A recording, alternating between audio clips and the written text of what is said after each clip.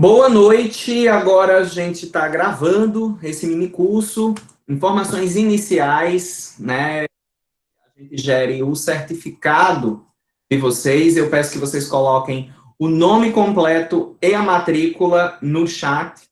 Lá no chat também, enquanto eu estiver falando, enquanto eu estiver fazendo a apresentação, vocês vão registrando as dúvidas, os comentários que a gente tira ao final. Ao final eu vou ler essas dúvidas lá. Ou também vocês vão poder abrir o microfone e fazer as perguntas, né, ao vivo, né, com a voz, né, para eu responder. Eu peço que todo mundo mantenha os microfones fechados, para que não fique dando interferência com a minha fala. Para fechar o microfone, quem está no computador, de uma forma bem simples, basta apertar a tecla Ctrl D, né, Ctrl e a tecla Ctrl e a tecla D. Câmera ativa e desativa com as teclas Ctrl E. Tá bom? Desativem microfones e câmeras para não dar interferências aqui com a minha fala. Certo? É um prazer tê-los aqui, é um prazer estar com vocês, né? Quem tá participando do primeiro minicurso nesse projeto da coordenação de letras, que eu chamei de Quarentena com o Saber, começou com um minicurso meu, já teve um minicurso Neilson, um minicurso da professora Ana, eu estou novamente ministrando um curso para vocês. Nas próximas 3 quartas-feiras, vai ter um minicurso das professoras Josali e Daniela sobre o lugar da educação à distância na história da educação brasileira.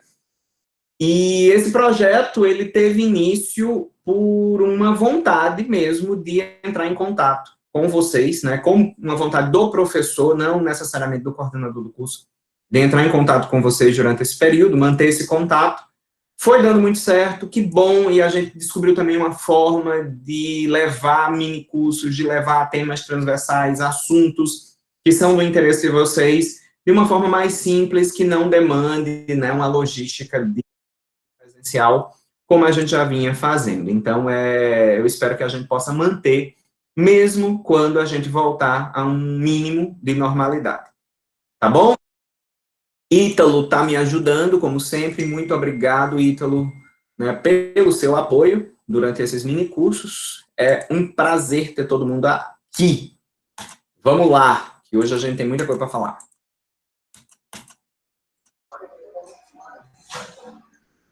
Testem os microfones.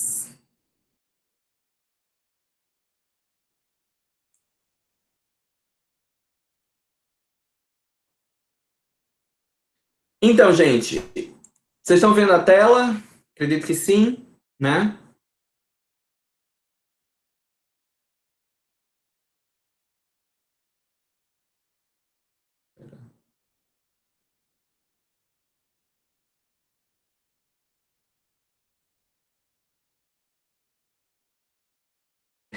Algumas pessoas ainda pedindo permissão. Eu tive que sair da tela das permissões. Vou deixar assim. Eu não vou abrir. Vocês estão vendo a tela, né?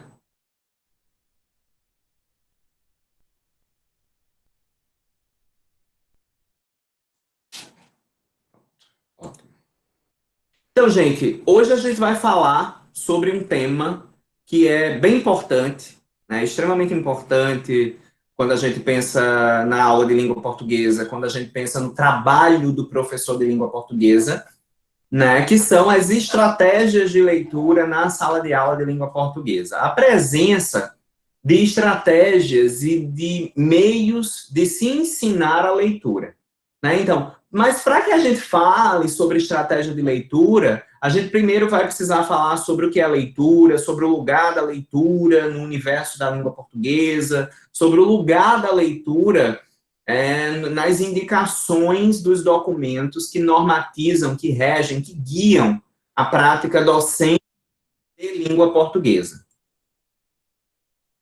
Então,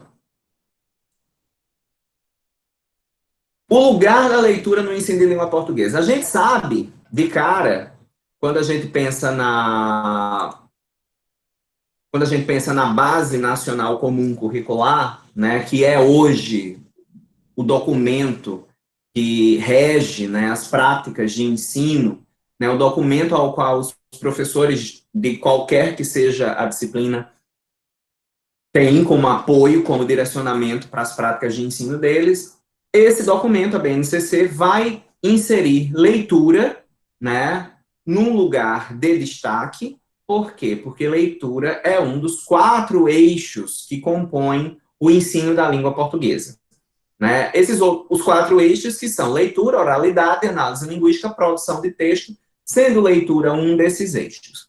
Ok? E hoje a gente vai falar, muito embora a gente, esses 4 eixos, eles dialogam o tempo inteiro, hoje a gente vai falar especificamente de leitura, mas quando vocês vão ver lá no final da apresentação, eu vou dar um toque também em análise linguística e produção de texto, porque exatamente porque não tem como trabalhar esses eixos isolados. A gente se debruça sobre esses eixos na disciplina de metodologia do ensino de língua portuguesa. Quem está cursando essa disciplina agora está cursando comigo, quem ainda não cursou, vai cursar nos próximos semestres, vai ver, vai ter contato com esses eixos, né, com o detalhamento do trabalho com esses eixos. O ensino de leitura, gente, ele vai seguir pelo menos 2 concepções de linguagem distintas. A primeira concepção de linguagem, que vai pensar no ensino de leitura, né, para que a gente pense no que é o ensino de leitura, em como se dá o ensino de leitura, é a concepção de linguagem como instrumento de comunicação. Essa concepção, para quem já estudou, né, para quem já fez MELP, que é as concepções de linguagem, é um dos assuntos mais importantes da disciplina de MELP, metodologia portuguesa, sabe que essa concepção de linguagem como instrumento da comunicação é a segunda concepção de linguagem que a gente estuda, né? Dentro dessa concepção, a leitura vai ser vista como uma atividade passiva, a partir da decodificação, né? Então, o que significa dizer que é uma atividade passiva? É uma atividade realizada por um leitor que não age sobre o texto, que vai ser completamente diferente da outra concepção de linguagem pela qual a gente pode enxergar a leitura, que é a concepção de linguagem como forma de interação social, que a gente vê como a terceira concepção de linguagem. Né? Dentro da concepção de linguagem como forma de interação social, a leitura é um processo ativo de construção de sentidos a partir de conhecimentos prévios. Então, aqui a gente já vê a grande diferença, que a gente pode pensar em leitura como uma atividade passiva, e a gente pode pensar em leitura como um processo ativo, tá bom? E aí a gente vai ver o que cada uma dessas quer dizer. Se a gente pensa na primeira concepção, né, na concepção que vai tratar a leitura como uma atividade passiva, o que é que a gente encontra dentro dela? A gente encontra, em primeiro lugar, uma visão tecnicista, né, da leitura, uma visão meramente técnica, a leitura é algo técnico, né, que vai colocar a língua na posição de ferramenta, na posição de um mero instrumento que serve para a comunicação. Não há qualquer interação nesse formato de leitura, né, quando a gente pensa na leitura como uma atividade passiva, não há qualquer interação, pois o texto é produzido e finalizado pelo emissor. Né? Aquela pessoa que está emitindo a mensagem, né, que faz esse texto, ela produz e ela finaliza o texto. O receptor vai ter vai ter a tarefa apenas de decodificar essa mensagem, sem agir de forma alguma sobre esse texto que ele está lendo, né? O que é que a gente percebe também quando a gente pensa na ideia de leitura como uma atividade passiva? A gente imagina, a gente vê de cara, né? A gente pode reconhecer, na verdade, um controle social. E por que que acontece um controle social numa atividade de leitura? Porque esse leitor, que é um receptor, né, ele não tem o direito, ele não tem a possibilidade de participar do evento comunicativo, já que ele não age sobre o evento. Ele é passivo, ele apenas recebe aquilo ali e ele não tem qualquer possibilidade de interferir. existe, portanto, um controle social, e a gente sabe que conhecer a língua, que dominar a leitura, dominar essa capacidade, dominar altos níveis de letramento, dá poder, né? Existe uma relação de poder dentro dessa concepção de leitura. Não é à toa que essa concepção de leitura hoje é ultrapassada, né? A gente não pode pensar a leitura como uma atividade passiva, né? Porque ela é ultrapassada, assim como a concepção de linguagem como instrumento da comunicação.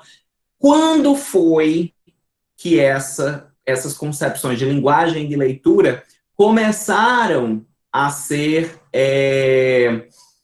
como eu posso dizer, começaram a ser enfrentadas e modificadas?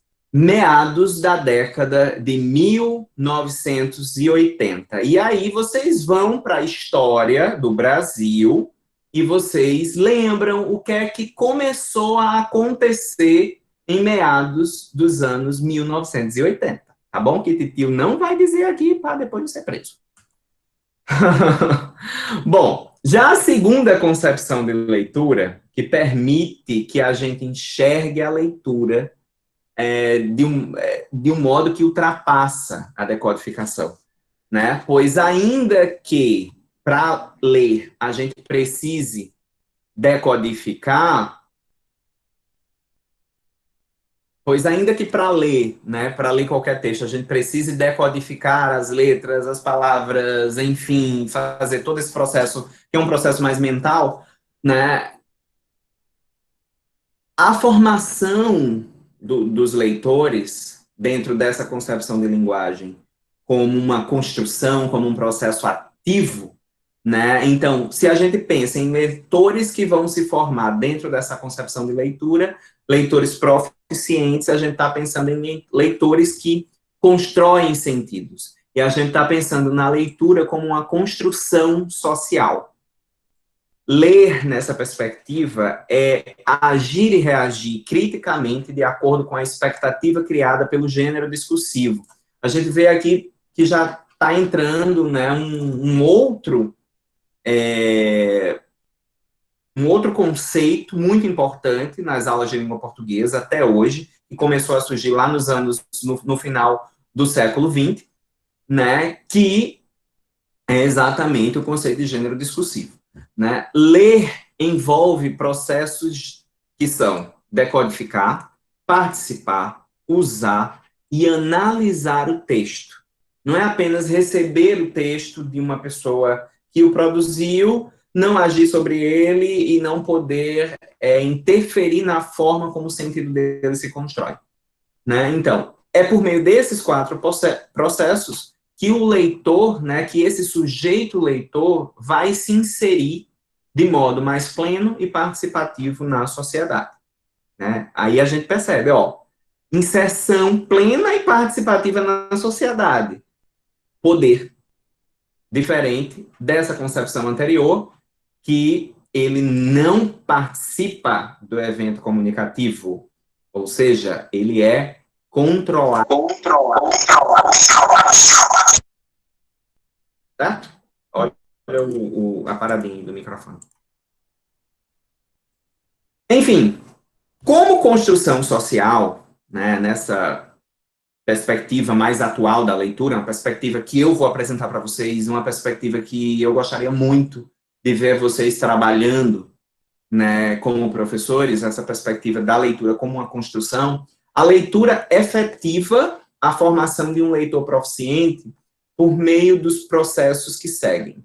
Decodificar. Né? A gente sabe que é preciso que o leitor acione o conhecimento relativo à mecânica do texto escrito. Então, para que a gente leia, a gente precisa compreender como se constroem as combinações das letras, a gente precisa, no caso da língua portuguesa e de várias línguas, saber que o movimento para realizar a leitura é da esquerda para a direita na página, algo que vai ser diferente quando a gente está pensando no idioma árabe, né? No árabe, a leitura é da direita para a esquerda. Né? Dentro desse processo de decodificação, a gente também analisa a relação entre signo linguístico e o seu som e significado. Tá bom? Porém, não para na decodificação. O leitor participa. E como é que o leitor participa? O leitor deverá relacionar as informações do texto com seu conhecimento prévio. Né? E aí, a ideia de conhecimento prévio vai englobar o conhecimento que o leitor tem do mundo, né, das vivências diárias, o conhecimento cultural que ele foi adquirindo ao longo das suas práticas de leituras realizadas previamente. Não somente as práticas de leitura que ele realizou na escola, que ele realizou em ambientes formais, mas as práticas de leitura do dia a dia também. Aquele panfleto que a gente está passando na rua e tem uma pessoa entregando de propaganda de alguma loja, né, e a gente acaba lendo aquele panfleto, é uma prática de leitura que vai fazer parte da nossa construção como leitor, né, como um leitor proficiente. Usar a leitura. O leitor deverá saber reagir conforme a expectativa criada pelo gênero. Por exemplo, se a gente está lendo um horóscopo, né, então, esse leitor deve saber usar esse texto, né, para buscar as informações sobre o seu signo, talvez sobre o signo de alguém que lhe interesse, porque ele quer saber como aquela pessoa se comporta. Quando a gente está lendo um editorial, por exemplo, a gente espera, né, achar e a gente procura isso, a gente procura daquele jornal que está publicando o editorial sobre o tema foco, né, já que o editorial tem esse objetivo. Né, e esse uso do texto está totalmente relacionado à ideia do propósito que o gênero textual tem. Ok? Que o gênero textual, o gênero discursivo tem. Certo? Analisar. O leitor, ele é um analista no momento em que ele está lendo. Por quê? Porque um leitor proficiente, ele é capaz de ser crítico. Ele é capaz de criticar em relação à ideologia que está presente, subjacente ao texto. Ele deverá saber ler nas entrelinhas. A gente vai falar mais sobre ler nas entrelinhas mais na frente. Reconhecer o que está implícito e pressuposto.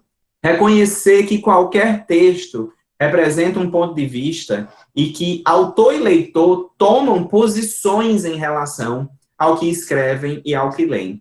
Isso acontece, gente, no momento em que a gente está lendo um texto e a gente diz, eu não concordo com isso, não. Né? E aí, por exemplo, a gente está, vamos supor, a gente está produzindo um artigo, vocês estão produzindo o TCC de vocês. E aí, vocês têm um texto teórico que diz que as coisas são de um modo, que a análise deve proceder de um modo. Mas os dados que vocês estão analisando vão mostrar que não é bem daquela forma. E aí você precisa reagir, você precisa analisar o que o texto está dizendo, o texto teórico que você está lendo está dizendo, e com base no que nos seus dados, você vai tomar uma posição contrária, né, refutando o que você já encontra. E isso é muito saudável, né, porque é para isso que serve também a pesquisa. Né? A pesquisa serve também para que a gente redescubra o que já foi descoberto, para que a gente analise, reanalise o tempo inteiro, né, comportamentos, funcionamentos, processos, né, com base em dados, claro. A busca por leitores proficientes significa, portanto, criar oportunidades para a prática de todas essas funções, né? A análise, o uso, a participação, a decodificação.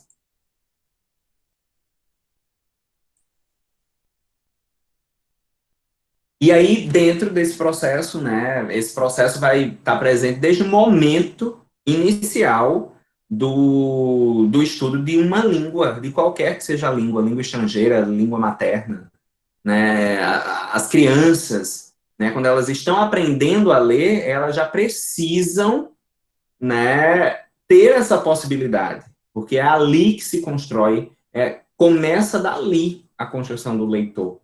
Né? Na primeira palavrinha que uma criança consegue ler, aquele momento é importante para a construção do leitor. Ok?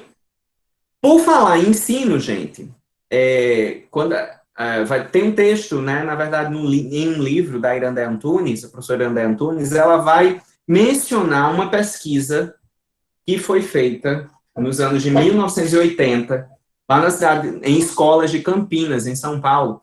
E essa pesquisa verificou que existiam escolas lá em Campinas que simplesmente não reservavam tempo para leitura, né? E nas palavras de alguns alunos que participaram dessa pesquisa, os professores se preocupavam com a gramática. Ou, em outras palavras, eles diziam que, se lêssemos, não ia dar tempo para aprender toda a matéria.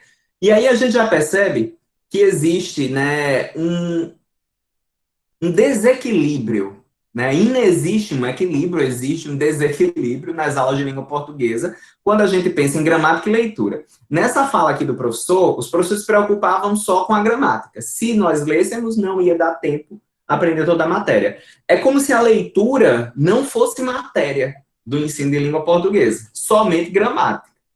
E pior ainda, né? Esse posicionamento vai colocar a gramática como algo totalmente descontextualizado. Porque como é que você estuda gramática contextualizadamente se você não pode fazer leitura? Ok? E aí eu pergunto para vocês pensarem aí na cabecinha de vocês, e a gente pode discutir no final, essa situação, né? A gente está vendo aqui uma pesquisa que foi realizada meados dos anos 1980. Quase 40 anos depois, essa situação mudou, de fato, ou a gente ainda encontra esse quadro aqui em alguns momentos? E eu pergunto para vocês, equilibrar um ensino da gramática com o ensino da leitura, a prática da gramática com a prática da leitura, é possível? Vamos pensando aí, tá? A gente pode falar sobre isso depois. Uma coisa muito importante quando a gente pensa em leitura e quando a gente pensa na formação do leitor é a construção da relação do leitor com a leitura, né? Então, qual é o papel da escola na formação de um leitor? Cabe a quais disciplinas da escola se preocupar com a formação do leitor? Será que cabe apenas à escola formar um leitor? Será que, se cabendo à escola, a gente sabe que cabe à escola, não cabe só a ela, mas também cabe à escola. Será que na escola só cabe a disciplina de língua portuguesa contribuir com a formação do leitor, ou a disciplina de matemática, de história, de ciências? Eles também podem contribuir com a formação do leitor? Né? É algo que a gente precisa pensar. E qual é a contribuição externa à escola? Né? Então, primeiro, acesso à leitura. A gente sabe que na escola, né, grosso modo, a escola ela permite esse acesso à leitura. Né? Não é toda família, não é toda casa que tem um ambiente leitor construído, né? Que tem livros, que tem revistas, que tem materiais disponíveis para que a criança exercite a leitura. Muito embora a gente também saiba que, infelizmente, algumas escolas não têm biblioteca, né? Mas, de modo geral, a gente pode pensar que na escola a criança vai ter esse acesso à leitura. Na escola, o que é que acontece? Acontece uma aprendizagem formal da leitura, né? A gente sabe que a criança não chega na escola como tábula rasa. A criança chega com muito conhecimento, conhecimento que ela adquire no cotidiano, no convívio familiar. A aprendizagem formal, né, a organização formal da aprendizagem é que acontece na escola. Né? Mas está também dentro do cotidiano da criança, está também no convívio familiar, essa oportunidade de despertar na criança o gosto pela leitura. E tudo isso acontece, gente, porque ler é uma prática social, né? E se eu digo que só cabe à escola o papel de formar um leitor, ou, em outras palavras, as atividades de leitura só estarão presentes, o acesso à leitura só estará presente na escola, eu estou dizendo que todas as outras práticas das quais a criança participa, o aluno participa, não são práticas sociais. E a gente sabe que todas as práticas da nossa vida são práticas sociais, porque a gente vive em sociedade, não é verdade? É muito interessante, né, formação de crianças, por exemplo, como a família pode ajudar, né? Só não saindo muito do tema, mas já saindo um pouquinho. É muito importante para a criança ver o adulto lendo, assim como a criança aprende com as ações dos adultos, por exemplo, a criança aprende que quando o adulto aperta aquele botãozinho, cai água.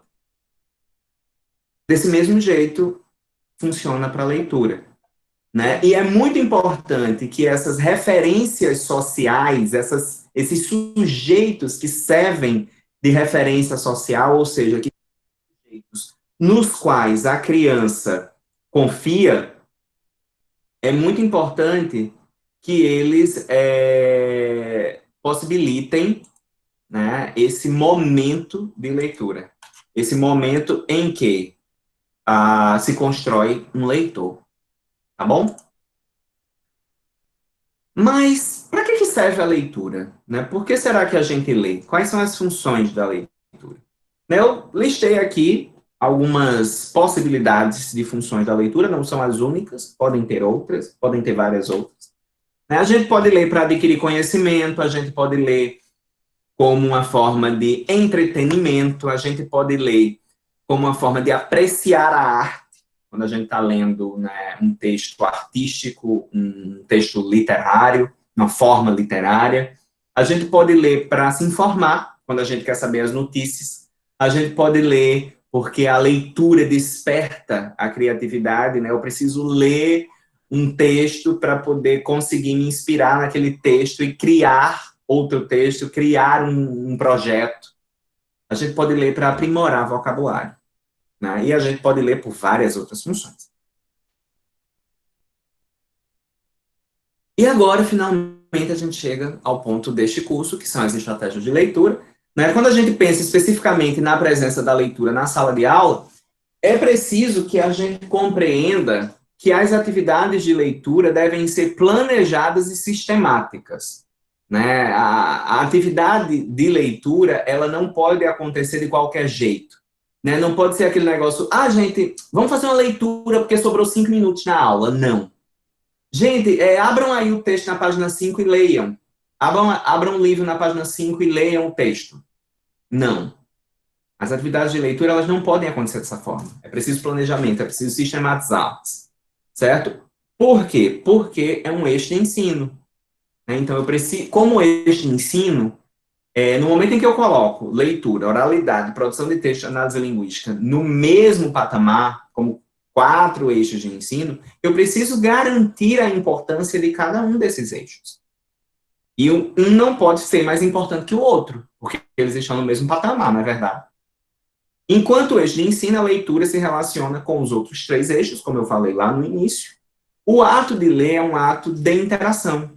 Interação que acontece dos sujeitos entre eles, né, a interação entre sujeitos por meio da leitura, e a interação dos sujeitos com outros textos. Porque, embora, por exemplo, eu posso ter uma turma de 20 alunos, pronto, vamos dar esse exemplo nosso agora. Eu tenho aqui na sala 149 pessoas, 150 pessoas contando comigo. Tá bom? E todos nós estamos concentrados na leitura e prestando atenção ao mesmo material, a uma única fala, certo? Só que cada um de nós fez determinadas leituras anteriormente a este momento em que estamos agora. Né? Então, na cabeça de cada um de nós, neste momento, está passando, né? A gente está conseguindo fazer conexões com materiais outros que nós lemos, com aulas outras que tivemos. E o que está passando na cabeça de Ellen, o conhecimento que Ellen está trazendo nesse momento anterior a essa aula, com certeza não é igual ao que Ítalo está trazendo, ao que Fabiano está trazendo, ao que a Cristina está trazendo. Cada um traz o conhecimento prévio diferente. E aí acontece essa interação do texto que a gente está lendo com os textos que a gente já leu. anteriormente. O ensino de leitura não pode ser automático, né? Como eu já falei, é preciso planejar.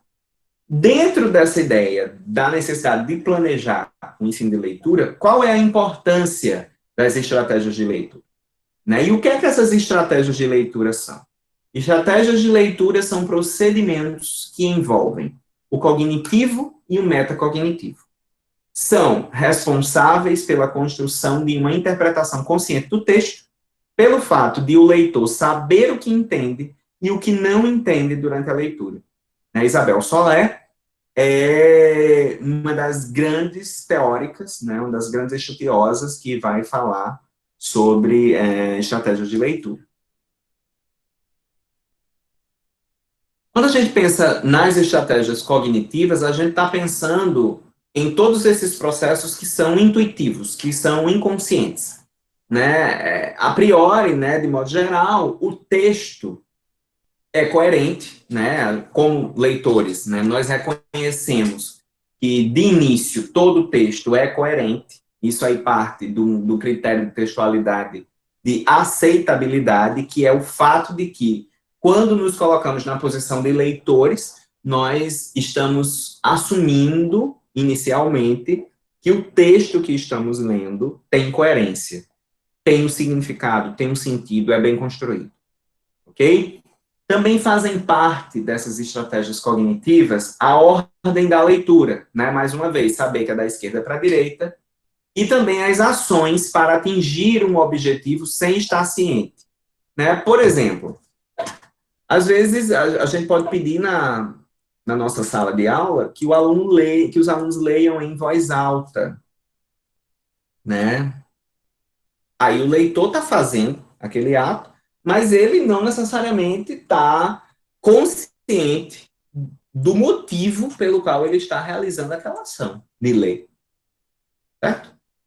Que pode ser, pensando em leitura em voz alta, primeiro momento, pronúncia, impostação da voz, né? Se a gente estiver numa sala de aula de língua estrangeira, saber se a pessoa está pronunciando as palavras corretamente, né? Inclusive, vou compartilhar com vocês, eu, em um determinado momento, quando eu estava estudando língua estrangeira, quando eu estava estudando inglês, uma professora, a sala era organizada em grupos, né? As pessoas se sentavam em grupos de 4, nas mesas. E essa professora é uma professora muito boa, eu até conversei com ela sobre isso. Isso não faz muito tempo, foi recentemente. E ela pedia que a gente lesse os textos e a gente lesse em voz alta, porque ela ficava passeando entre as mesas para ouvir a pronúncia da gente. E ao final dessa atividade, ela perguntava ideias gerais, o que a gente estava entendendo do texto. Só que a gente não conseguia dizer isso. Porque no momento em que a gente lê em voz alta, dificilmente a gente está conseguindo capturar os sentidos do texto. Porque para capturar os sentidos do texto, se você quer que o seu aluno consiga falar sobre o texto, capturar o sentido do texto, ele precisa fazer uma leitura silenciosa. Porque a leitura em voz alta, principalmente num grupo de muita gente lendo em voz alta, é meramente a decodificação das palavras que estão ali. Se a gente fosse pensar na escrita, a leitura em voz alta, nessa perspectiva, se tornaria a cópia do texto e não a produção de um texto. Né? Porque é fato, quando a gente copia um texto, o texto está pronto e a gente copiou no outro papel. A produção do texto não é assim, é diferente. E ainda as estratégias metacognitivas, que são estratégias em que existe uma consciência, existe um controle do que está sendo processado. A autocorreção, por exemplo, é uma estratégia metacognitiva. A autocorreção, eu estou lendo, aí eu li uma palavra da maneira que não deveria ser lida, ou eu esqueci de marcar a pausa, e aí eu releio imediatamente essa autocorreção. Né? Um exemplo apenas. São possíveis pelos leitores proficientes apenas. Né? Então, não é qualquer leitor que de cara consegue realizar uma autocorreção, por exemplo, né? Porque para fazer esses processos metacognitivos, esses leitores eles precisam ser capazes de monitorar o próprio processo de leitura. Ok? Então, por exemplo, nem tem muito a ver, mas vai ajudar vocês a entender. Quando eu, que estava na posição de aluno de língua inglesa, estudando, né, passei por essa experiência com a leitura e depois conversei com a professora sobre isso só foi possível que eu tivesse esse raciocínio porque, digamos, eu sou um leitor proficiente, né? Por quê? Porque eu conheço sobre o processo, então eu pude falar para a professora que não ia dar certo aquele processo para capturar sentidos, entendeu? Então, para fazer essas estratégias metacognitivas, em que eu consigo controlar o meu processo, eu consigo me autocorrigir, eu consigo verificar onde falhou uma pausa, onde eu preciso reformular, eu consigo verificar o que eu consegui capturar daquela leitura, eu preciso ser já um leitor proficiente. 100% proficiente? Não necessariamente, né? Porque a gente sempre está em construção. E a leitura é uma construção. Ok? Então, o ensino de leitura precisa articular atividades que englobem o estudo de gêneros variados, né? A gente não vai passar o ano inteiro, o ano letivo inteiro, lendo um gênero único, né? A gente não vai fazer isso. Estimulando os alunos a perceberem as pistas textuais que o autor deixa no texto e também a acionarem seus conhecimentos com o fim específico de criar situações para que esses se sintam engajados na busca pela compreensão.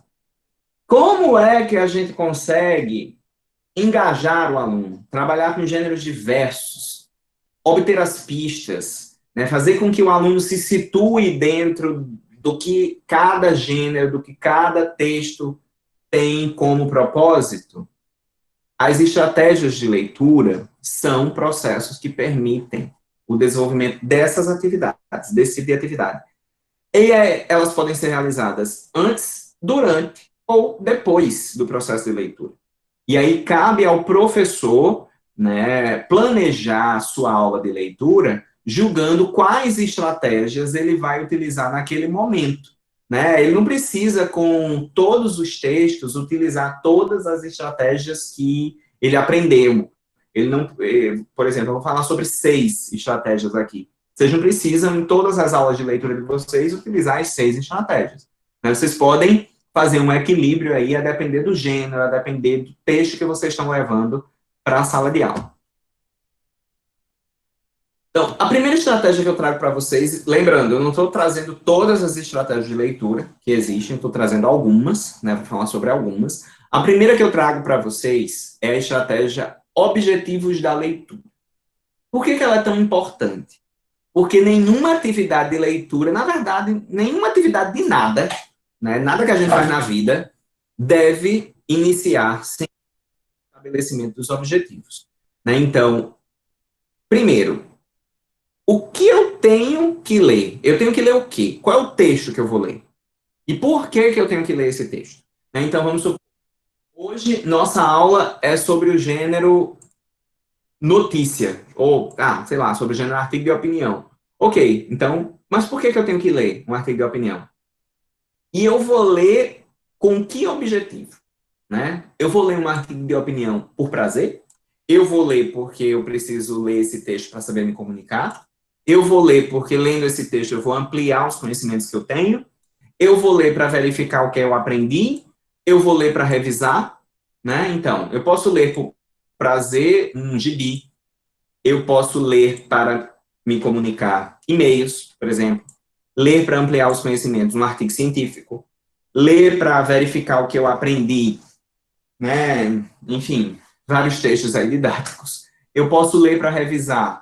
Quando eu estava estudando a matéria no início do ano, eu fiz anotações, eu fiz um resumo, eu fiz um fichamento, e aí no final do ano deu um probleminha ali no meio do campo, e eu fui para a final, eu vou ler para revisar aquele conteúdo, tá bom? Aquele fichamento que eu fiz lá no início do ano.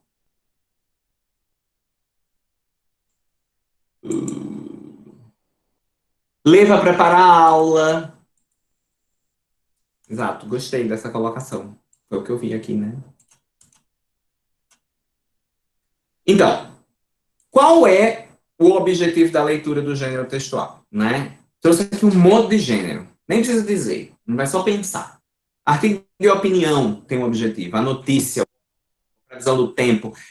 Mais ainda, eu leio a previsão do tempo com o mesmo objetivo que eu leio o horóscopo, ou no momento em que eu mudo o gênero em questão, eu mudo o objetivo. Né? A gente sabe que cada um desses gêneros, né, por mais que esses gêneros da primeira coluna sejam todos do domínio jornalístico, por exemplo, cada um deles tem um propósito diferente. Se tem um propósito diferente, claro que a leitura desse texto tem um objetivo diferente. Todos aqui gêneros da esfera educacional, cada um com seu propósito. Gêneros, e aqui já vai misturar um pouquinho, né? Enfim, bula de remédio, piada, receita médica. Mas, enfim, o objetivo com o qual eu leio um texto bíblico é o mesmo objetivo que eu tenho na hora de ler uma bula de remédio. Né? Então, é muito importante que, na compreensão do que é um gênero, de qual é o gênero textual que está sendo lido, o aluno consiga identificar tanto o propósito que o texto por si tem, quanto o objetivo que ele, leitor, ele, enquanto leitor daquele texto, tem no momento de ler o texto que ele está lendo. Né? Então, a gente não pode simplesmente dizer para o nosso aluno, você tem que ler porque eu estou dizendo que você tem que ler. Né? Muito embora todo mundo faz isso, né? A gente já fez isso, todo mundo que é professor já fez isso, mas não vamos mais fazer, tá bom? Não vamos mais fazer.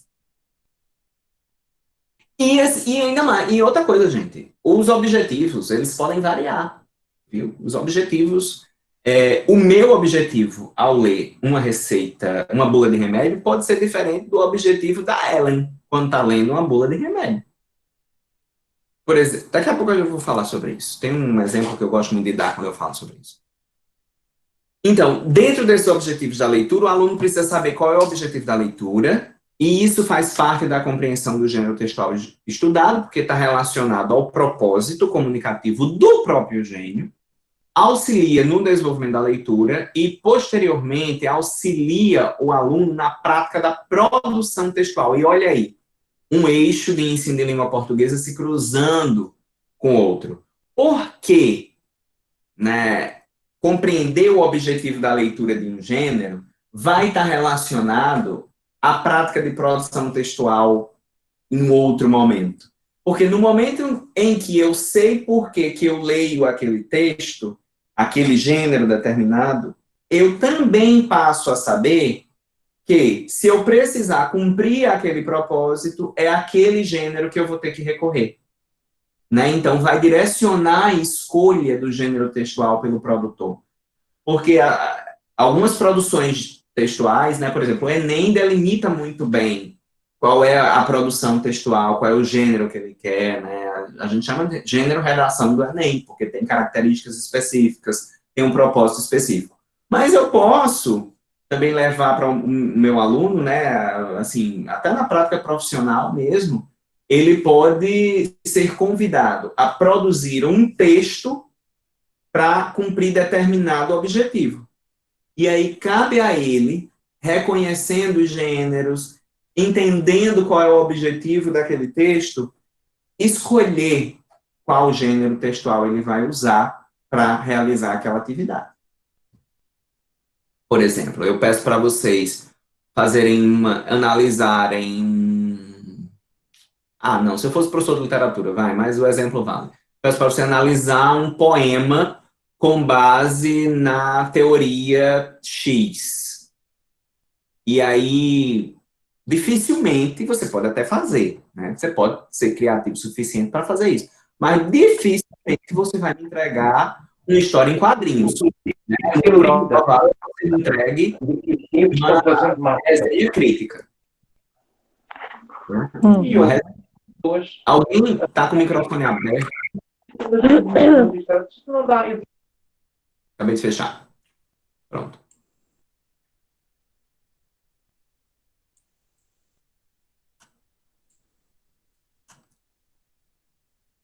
Por exemplo, qual é o gênero que a gente tem aqui? Né? A gente tem a história em quadrinhos, o HQ dos Vingadores.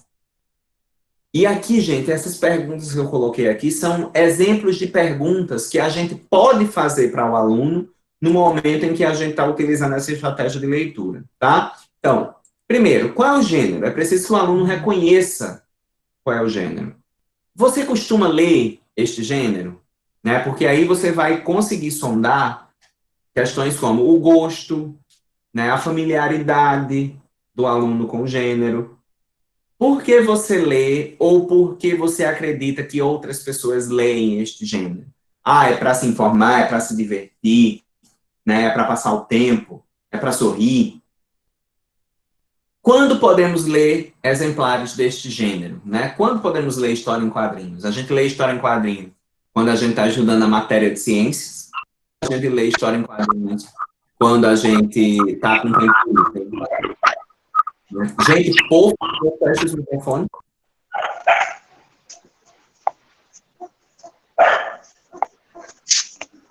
Não sei nem quem está com o microfone aberto. Deixa eu conseguir fechar. Identifique no texto características do gênero que contribuem para a compreensão do objetivo da leitura deste exemplar. Então, por exemplo, aqui a gente perguntou qual é o objetivo, na pergunta 3. Aí o aluno foi lá e disse que o objetivo é eu leio a história em quadrinhos para me entreter. Então, tendo reconhecido o objetivo daquele texto, o objetivo daquela atividade de leitura, eu posso pedir que o aluno, no momento em que ele está lendo o texto, ele reconheça dentro do texto características que estão ali que contribuem para que eu saiba, para que eu determine que o objetivo da história em quadrinhos é entreter. Ok? Do mesmo jeito que qualquer outro gênero. Esse gênero aqui, por exemplo, a bula de remédio do paracetamol. Que gênero é esse? Bula de remédio.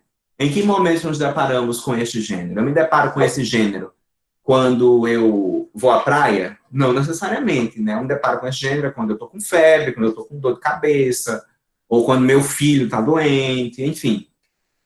Lemos este texto com o mesmo objetivo que fazemos a leitura da HQ, e aqui eu retomo o texto que a gente tinha trabalhado anteriormente, porque é muito importante que vocês estabeleçam, que o professor estabeleça essa comparação com os textos que já foram trabalhados.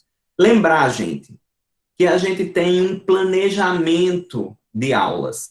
A gente tem que pensar que as aulas, elas se concatenam, né? Eu não posso trabalhar aulas de língua portuguesa de forma isolada, né? As aulas, elas têm uma relação. Então, se ontem eu trabalhei com a HQ e hoje, por acaso do destino, eu vou trabalhar com a bula de remédio, né? É interessante que eu consiga estabelecer para que o aluno comece a perceber que os gêneros variam de acordo com os contextos, variam de acordo com as situações de uso, variam de acordo com os propósitos, ok? Lemos com o mesmo objetivo? Quais são as características do texto que são particulares ao gênero? Né? Então, por exemplo, aqui, o que é particular ao gênero bula de remédio que a gente encontra nesse texto? Né? De antemão, a gente poderia pensar aqui nas unidades, nos números, né? Unidades de medida, a gente pode pensar em essas seções em que o texto é dividido. Existe também um vocabulário mais técnico, existem jargões da área de medicina, né? E como eu estava dizendo para vocês anteriormente, às vezes o mesmo gênero, né, leitores diferentes têm objetivos diferentes na leitura do mesmo gênero. Por exemplo, a gente lê eu leio a bula do paracetamol ou de qualquer outro remédio, mas eu quero saber como administrar aquele remédio, como fazer uso daquele medicamento. Mas a minha bisavó, ela lia bula de remédio por prazer, porque ela se divertia lendo bula de remédio. Ela tinha uma coleção de bulas de remédio. Minha bisavó era hipocondríaca, ok. Mas, enfim, o objetivo de minha bisavó na leitura da bula de remédio é diferente do objetivo da maioria das pessoas, né? Quando está lendo a bula de remédio.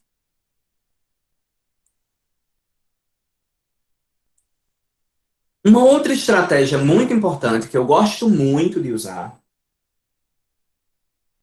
e que sempre rende bastante é a estratégia de predição. Predição tem a ver com previsão, com prever, com antecipação. Consiste em antecipar os sentidos do texto, né? Como é que essa estratégia de leitura ela pode ser pensada?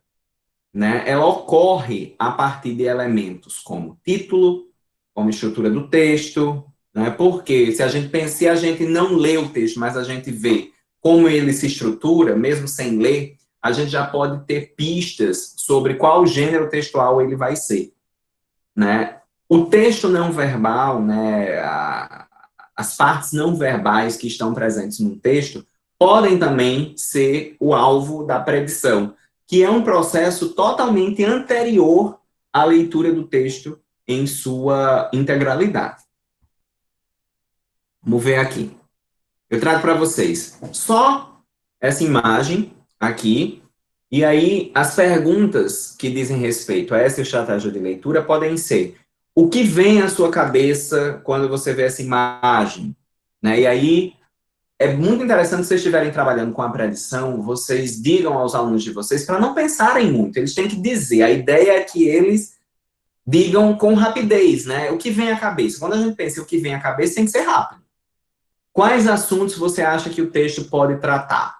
Né? Então, ó, gente, isso aqui é a imagem, é a ilustração, é o texto não verbal que está lá do lado do texto que a gente vai ler hoje. Quais assuntos vocês acham que podem estar num texto que tem essa imagem dentro dele? Qual é o gênero textual que pode ser? Qual pode ser o objetivo desse texto? E importante, verifica. A verificação é uma estratégia também que a gente vai ver lá no final. Mas, enfim, é muito interessante que você, na predição, acesse como você chegou a estas respostas. Porque os alunos, as pessoas são muito criativas, né? E cada pessoa tem um jeito de pensar diferente. Isso quer dizer que as ideias do que vem à sua cabeça podem ser diversas. E então é muito importante que o professor pergunte como o aluno chegou àquelas respostas que ele apontou na predição, para que o professor consiga ter uma ideia, né, até mesmo do que o aluno já sabe, tá bom? Dentro da predição, a gente também pode explorar um pouco um processo chamado em inglês de brainstorming, ou tempestade de ideias, né? O brainstorming, ele pode acontecer se eu colocar a figura no meio, ou uma palavra-chave no meio, o título do texto no meio, e aí for preenchendo ao redor as palavras que vão surgindo, né, que as pessoas vão dizendo, ó, liste palavras que vêm à sua cabeça quando você vê essa figura, quando você vê essa palavra, quando você vê esse título, ou, né, já pensando no texto que eu vou ler, pensando que essa figura aqui ilustra o texto que a gente vai ler hoje, quais palavras vocês acham que podem estar dentro desse texto? Né? Aqui, maçã, beleza, Branca de Neve, Conto de Fadas. Né? E aí o professor vai anotando uma espécie de joguinho. Né? Dependendo da sala de aula, gente, vai fazer um barulho danado, mas vai ser muito proveitoso para a leitura, porque a predição ela tem o objetivo de preparar o aluno para o que ele vai ler. Né, eu também posso fazer essa atividade de tempestade de ideias com os post-its, né, colando no quadro. Enfim, eu posso, se eu não tiver o post-it, eu posso fazer com pequenos papéis e aí os alunos vão colocando lá na mesa. Eu posso já levar várias palavras que eu retirei do texto e misturar palavras que não estão no texto e dizer aos alunos, olha, metade dessas palavras está no texto, a outra metade não está, né? Essa é a ilustração do texto. Quais palavras vocês acham que vão estar no texto e quais vocês acham que não vão estar? Bom? Aí você pode pensar, professor, isso é muito bonitinho, mas isso vai tomar um tempo danado da minha aula. Gente, isso aqui já é a aula. Pensem sempre nisso. A estratégia de leitura, a preparação para a leitura já é a aula de leitura. Bom? Predição? Já vimos? Né? Eu posso fazer também a predição com esses detalhes aqui da página da internet onde eu tirei o texto, né? Mesmas perguntas. O que vem à cabeça, a sua cabeça, você pensando, você vendo, né, esse cabeçalho da página da internet onde o texto estava. Quais assuntos você acha que o texto que está nessa página da internet pode tratar? Bom, aqui, bem-estar, coronavírus. Então, quais assuntos que vão ser tratados? Qual gênero textual pode ser, né, o texto que vai estar aqui embaixo? Qual é o veículo de circulação? Bom, internet, né? A gente sabe que está numa página de internet. Qual pode ser o objetivo desse texto? Importante, gente, sempre sondar como você chegou a essas respostas. Porque, às vezes você se surpreende, né? E é importante você ver que os alunos estão percebendo quais detalhes estão chamando mais atenção, quais são os elementos no pedaço do texto que você forneceu que estão despertando aquela predição, tá? Conhecimento prévio, que é uma outra estratégia de leitura muito legal, que está muito relacionada à predição, inclusive, porque ela na verdade, faz parte da predição e ela também é uma estratégia que é realizada anteriormente à leitura do texto, né? Quais são os benefícios dos conhecimentos prévios, de usar o conhecimento prévio na hora de leitura? Ele vai garantir ao aluno a possibilidade de saber o que o aluno de novo, garantir ao aluno a possibilidade de saber que já sabe algo sobre o que vai ser lido. Por quê? Às vezes, isso aí entra até um pouquinho no fato de que nós temos vários desafios, e um deles é motivar o nosso aluno. É fazer com que o nosso aluno se sinta motivado e se sinta capaz, estimular a autoestima desse estudante, né? Então, no momento em que eu garanto ao meu aluno a noção de que ele sabe um pouquinho, mesmo que seja muito pouco, quase nada, isso é muito importante para o bem-estar e para a autoestima e vai contribuir para o processo de ensino-aprendizagem, com certeza, né? Parar de tratar o menino, a criança lá como tábula rasa. Não é tábula rasa, já sabe. Uma pessoa essa semana me perguntou, quando soube que eu era professor de português, eu falo bem? Olha, eu não fico verificando, mas eu parto do princípio de que todas as pessoas que são falantes nativos de língua portuguesa conhecem muito a língua portuguesa, né? Algumas tiveram mais oportunidades, algumas tiveram mais momentos de aprendizagem formal que outras, mas, de modo geral, todos conhecemos muito da língua portuguesa. Consiste, né, o conhecimento prévio consiste na ativação do conhecimento que foi adquirido ao longo da vida por meio de interação com outros conhecimentos que são linguísticos, né? O conhecimento prévio linguístico diz respeito à gramática internalizada, né? O que eu sei sobre a língua e o conhecimento lexical que eu tenho, né? Eu saber o significado das palavras porque já está dentro da minha cabeça, né? Eu saber que eu posso dizer o menino comeu o bolo, mas não faz sentido, é agramatical. Não existe na língua portuguesa a ideia de o bolo comeu o menino, né? Porque o bolo não é animado e para ser sujeito do verbo comer precisa ter esse traço semântico de ser animado, né? Uma pessoa, um animal, um pet, né? Um animal de estimação.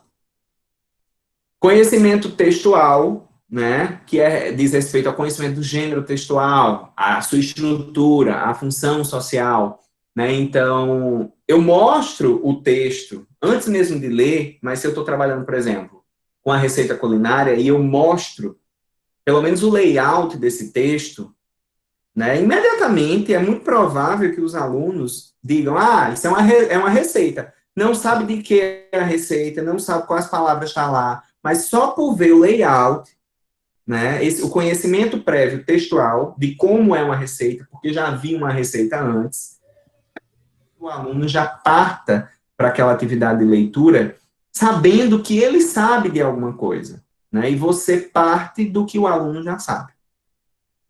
Conhecimento de mundo, né, que são os conhecimentos que vão sendo acumulados ao longo das vivências cotidianas, quer sejam formais na escola, quer sejam informais, até naquela conversa com o vizinho, naquele bate-papo no elevador.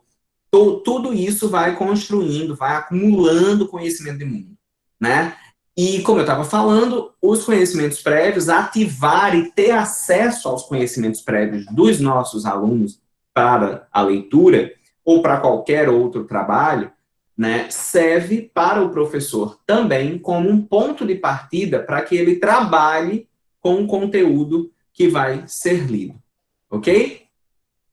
E planeje sua aula, né? É muito importante que a gente saiba o que o aluno já sabe na hora de fazer o planejamento. Então, falando na receita culinária, né, conhecimento prévio, observando apenas o texto não verbal. E aí, gente, para fazer esse trabalho com estratégia de leitura, às vezes a gente precisa ter um certo trabalhinho, por exemplo, seria extrair só a imagem, mostrar só a linguagem, o texto não verbal, mostrar só a imagem que ilustra, ou extrair o título, cobrir essa outra parte, enfim, brincar um pouquinho com o texto, né, manipular um pouquinho aí esse material para poder trabalhar direitinho com as estratégias. Né? Então, observando apenas o texto não verbal, né? Esse pedaço maravilhoso de bolo de chocolate, quem está com fome agora vai morrer. Então, eu vou mobilizar imediatamente o conhecimento de mundo, que é o que é. Ó, tô vendo aqui, é um bolo de chocolate. É de chocolate, por que eu sei que é de chocolate? Porque eu provei? Não, porque é da cor de chocolate.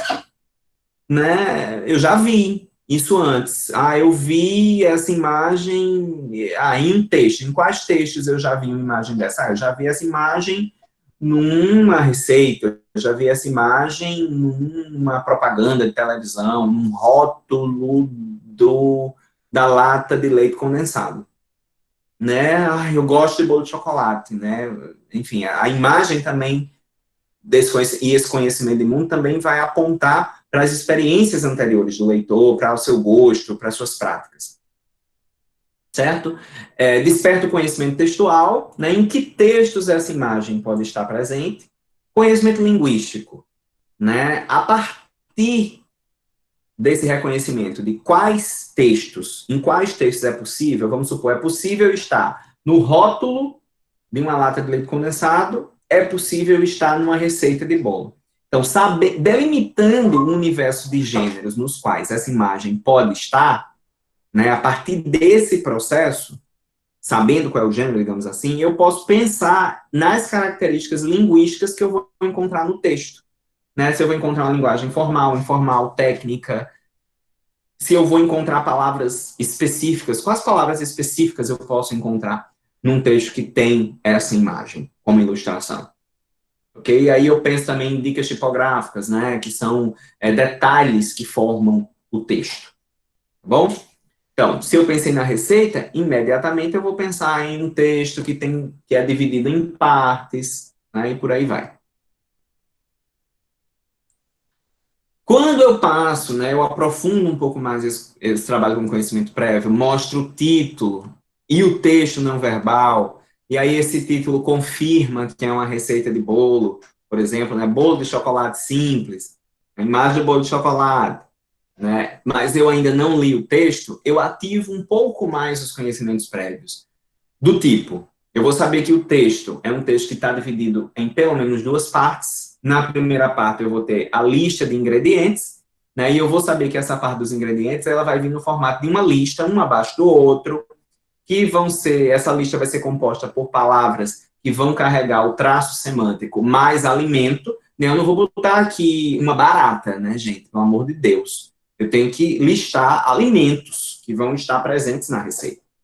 Né? Eu vou saber que vai ter números, né, para dizer as quantidades. Eu vou saber que posso encontrar unidades de medidas, né, para saber se é um quilo, se é um grama, se é uma colher, que tipo de colher, colher de chá, colher de sopa.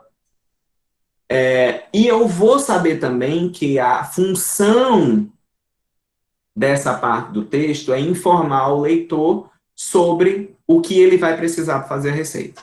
Do mesmo modo, eu vou saber que na segunda parte da receita eu vou ter a descrição do modo de preparo.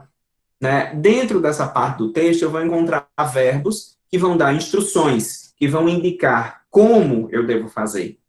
Eu sei que vai ser provavelmente um texto sequencial, né? Porque quem cozinha sabe que em muitas receitas faz toda a diferença a ordem na qual você coloca os ingredientes, né? E eu vou saber também que eu vou encontrar palavras dentro dessa parte do texto que vão descrever como eu vou realizar essas ações, como eu vou realizar o passo a passo para fazer esse alimento, tá bom? Deixa eu dar uma apressadinha, que senão eu vou extrapolar meu tempo. A quarta estratégia que eu separei para vocês é a inferência, né? Fazer inferência significa ler nas entrelinhas o que está implícito, o que está subentendido no texto. Por que que eu preciso fazer inferências? E por que existem implícitos no texto? Porque não cabe na superfície do texto todo o conteúdo que precisa ser acessado para que eu compreenda o sentido dele. Né? A inferência é uma atividade cognitiva que realizamos quando reunimos informações conhecidas para desvendar informações novas. Ela pode ser do tipo lexical, né, por meio do meu conhecimento linguístico. Eu vou descobrir o significado de palavras desconhecidas dentro do texto, ou ela pode ser contextual, né, considerando o contexto e tudo que eu já sei sobre esse contexto, sobre esse texto, eu vou conseguir desvendar o que está implícito, e também é possível deduzir o significado de algum termo novo. Por exemplo, nessa lexical, eu sei que as palavras que terminam com avel em língua portuguesa geralmente são adjetivos, né? Então aí eu tenho a palavra lá amável. Eu não, vamos supor, eu não sei o que significa, mas dentro do meu conhecimento linguístico, naquela posição que ela está ali, eu vou saber que é um adjetivo, e eu vou saber que por ser um adjetivo, eu vou saber que é uma palavra que está dando a característica a alguma coisa que está ali ao redor, tá bom? Do texto, algum termo que está ao redor. Inferências. Havia dois caminhões voando. Um caiu. Por que o outro continuou voando? Porque era caminhão. Então, de que modo na minha inferência eu vou ler nas entrelinhas aqui, né? Está nas entrelinhas o que torna, eu não achei engraçado, mas enfim, está nas entrelinhas o que torna essa piada, né, esse texto aí engraçado. Não cabe na superfície desse texto, por quê? Porque o gênero precisa ser rápido, precisa ter uma leitura rápida, não pode ter muito texto verbal, tem que ter poucas palavras, tem que ser breve. Né? Então, não cabe na superfície do texto descrever o que é uma pipa. Então, o leitor precisa saber o que é uma pipa, nem muito menos o que é um caminhão-pipa. O leitor precisa saber o que é um caminhão-pipa, saber que existe esse tipo de caminhão. Aí, imediatamente, eu já sei qual é a função dele e vem uma chuva de coisas, certo? O conhecimento lexical, né, a inferência lexical está envolvida aqui porque eu preciso saber o que significa, o que é a pipa, o que é esse caminhão-pipa, requer o conhecimento prévio linguístico, né, eu já conheço essas palavras, eu conheço esse léxico. Contextual. Bom, eu sei que o caminhão-pipa não voa, né, mas dentro desse contexto, que é o contexto de uma piada, né, de um textinho engraçado, faz sentido a colocação, porque exatamente quando eu dou essa característica que não existe ao caminhão-pipa, que é de voar, que eu gero o humor. Por que a aranha é o animal mais carente do mundo? Porque ela é um aracnídeo. Está nas entrelinhas, novamente, o que torna isso engraçado. Não cabe na superfície do texto descrever o que é a classe dos aracnídeos, nem colocar explicitamente o significado dessas duas palavras que aparecem no texto, que é need e you, que são palavras de língua inglesa. Então, eu preciso fazer uma inferência lexical aqui para compreender o significado dessas palavras estrangeiras, né? Requer de mim um conhecimento prévio linguístico. Isso quer dizer que se eu não sei o que essas duas palavras significam, essas duas palavras em inglês significam, mesmo a inferência contextual, né, que é esse processo de relacionar o significado delas ao contexto da piada, não vai me ser suficiente. Então, quer dizer que aqui a minha inferência pararia e falharia. Né? Eu não conseguiria alcançar o sentido do texto, eu não conseguiria descobrir o que é que torna esse texto engraçado. Não sei o que significam as palavras need e you, né? Em língua inglesa. Need é precisar, you é o você. Né? Então, need you, preciso de você. Arak, need you. E por que foi usado? Foi usado porque existe essa semelhança sonora, né? De quando eu digo aracnídeo, que é a classe, e arak, junto aí com as palavras de língua inglesa, need you. E aí, por você precisar de você, está relacionado a carência, isso é a construção, né, do conhecimento lexical com base desse conhecimento textual, desse conhecimento contextual. A quinta e penúltima estratégia que eu vou falar para vocês é a estratégia da seleção de ideias. É uma estratégia que vai ter a atenção focada a ideias que são úteis. Né? Não é uma estratégia que vai trabalhar com o texto como um todo, na sua totalidade, mas vai trabalhar com as ideias que são úteis para a construção do sentido do texto. É uma leitura bem objetiva, certo? Objetiva no sentido de ser rápida, direta e muito focada. Né? É uma estratégia extremamente presente na pesquisa bibliográfica, por exemplo. É uma estratégia que tem a ver com a produção da síntese do texto a partir das ideias que são principais. Quando a gente vai escrever um resumo de um texto, né, o professor pede, escreva um resumo de um texto, a gente não vai colocar tudo que tem no texto, senão é cópia, não é resumo. Né? A gente vai colocar apenas as ideias que são chave para a compreensão daquele texto, e isso eu estou fazendo a seleção de ideias. A ideia geral do texto, as ideias específicas de cada parágrafo, por exemplo, são alcançadas por meio dessa seleção de ideias. Né? O leitor faz uma leitura geral, uma leitura mais rápida, mais dinâmica, para identificar os pontos que são chave daquele texto e se debruçar sobre eles em outro momento, se for o caso. Né? Ela é indicada quando eu quero extrair quando eu quero fazer a extração de informações que vão do nível mais geral ao nível mais específico do texto. Né? É uma estratégia amplamente utilizada quando eu vou produzir os resumos. Então, se eu penso na pesquisa ou no levantamento bibliográfico, que eu falei que é muito importante na pesquisa bibliográfica, né, todo o trabalho acadêmico, na verdade, precisa partir de uma pesquisa ou de um levantamento bibliográfico. Então, como é que eu faço isso? Né? Então, a gente já viu, né, que em dois tipos de pesquisa, essa seleção de ideias vai estar muito objetivamente colocada, né, vai estar muito presente, que são as pesquisas bibliográficas e a pesquisa documental. Na bibliográfica, o que acontece? Toda pesquisa requer esse levantamento, né, e o autor precisa saber quais textos podem servir de fontes dentre o universo de material publicado que é conseguido por meio da busca nas bases de relevância científica. Então, eu estou construindo minha dissertação de mestrado, minha tese de doutorado, enfim, eu faço esse levantamento bibliográfico, eu vou pesquisar em bases de dados, como o portal de periódicos da CAPES, portal de dissertações e teses da CAPES, o portal Lilacs, o Google Acadêmico, enfim.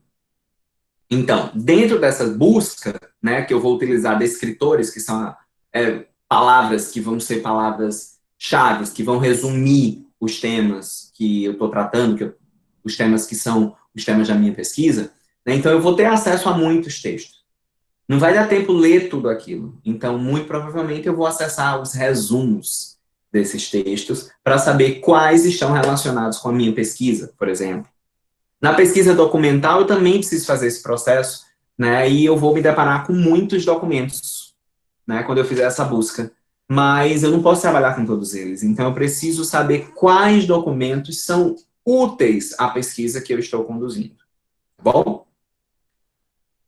Pensando aqui na seleção de ideias, vamos supor, eu extraí e adaptei um texto aí da internet, um texto que é uma notícia, né? Filha de 12 anos, Jennifer Lopez, vai lançar livro infantil. E aí tem o texto aqui, tá maravilha. Alguém tá chegando. Gente, quem ainda não colocou, não esquece de colocar, tá? Nome e matrícula, nome completo e matrícula, lá no chat. E aí, vendo esse texto, né, com base nesse texto, vamos trabalhar a seleção de ideias com ele. Tem duas estratégias que a gente fala muito no ensino de língua inglesa, principalmente, que são as estratégias de skimming e scanning. Né? Skimming é mais essa leitura de objetivo geral, mais geral, e scanning é uma leitura bem específica, focada em pontos específicos, palavras, detalhes específicos dentro do texto. Né? Ambas compreendem o que a gente entende como compreensão do texto. Então, perguntas do tipo, qual é o assunto do texto? Quando eu pergunto qual é o assunto do texto, estou perguntando, em outras palavras, qual é a ideia geral do texto. Como é que eu alcanço a ideia geral de um texto? Com a leitura dinâmica, né, desse texto, lendo esse texto bem rápido, com foco especialmente no título, porque o título, um bom título, resume o texto, e em alguns textos, o primeiro parágrafo é muito importante. Professor, aí eu entro numa situação difícil. Eu vou dizer ao meu aluno que para ele saber o assunto do texto, basta ele ler o título, ele não vai querer ler o resto. Bom, se sua aula e se seu questionário e sua discussão ficar apenas no qual é o assunto geral, realmente não vale a pena. Mas é claro que você vai trabalhar com outras questões dentro do texto, então o aluno vai ter que ler o texto, tá bom? E aí eu parto para essas observações que estão mais relacionadas ao scanning, que é esse funcionamento do scanner mesmo. Quando a gente escaneia, a gente passa o olho no texto e vai direto no que a gente quer, tá bom? Então eu vou fazer perguntas do tipo, quem é M. Muniz? Né? Então, eu vou procurar aqui imediatamente M. Muniz, achei. M. Muniz é quem? Filha, Jennifer Lopez. Tá, pronto. Não precisei ler o texto todo para saber quem é ela. Qual é a profissão de Jennifer Lopez? Eu venho aqui no texto. Jennifer Lopez, a cantora e atriz. Cantora e atriz. Pronto.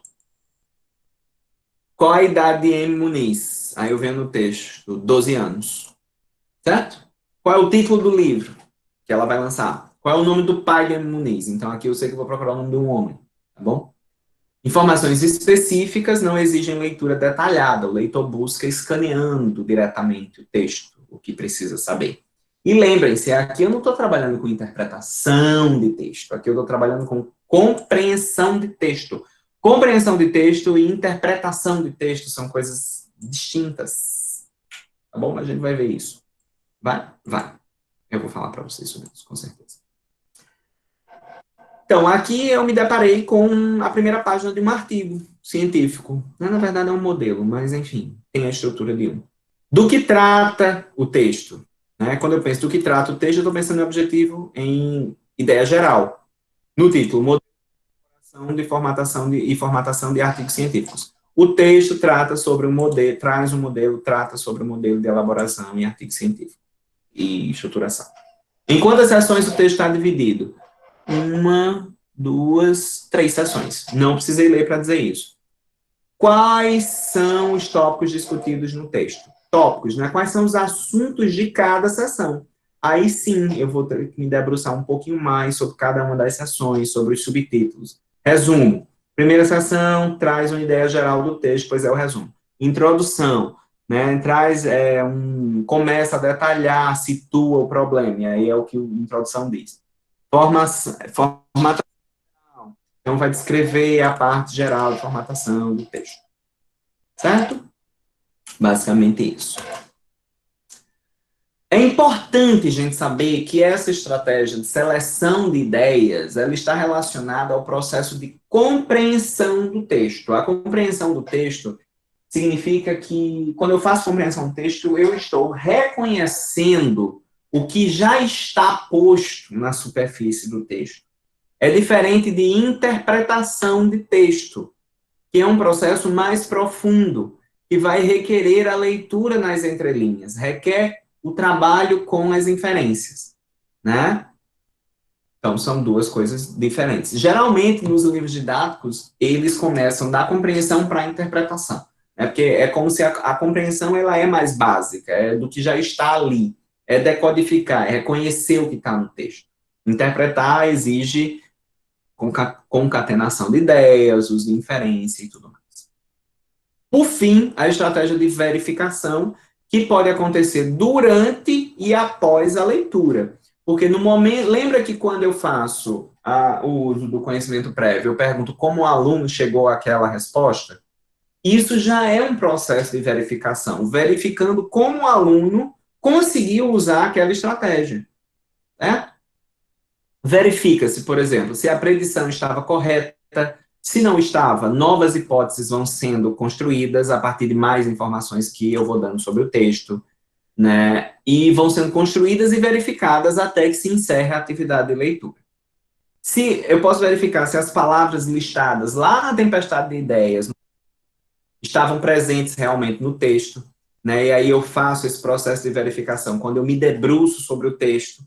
Eu posso verificar como o conhecimento prévio atuou na construção dos sentidos do texto. Eu posso verificar se as inferências lexicais e contextuais se consolidaram ou não para que o sentido do texto fosse alcançado, né? E fazer também esses ajustes, essas correções.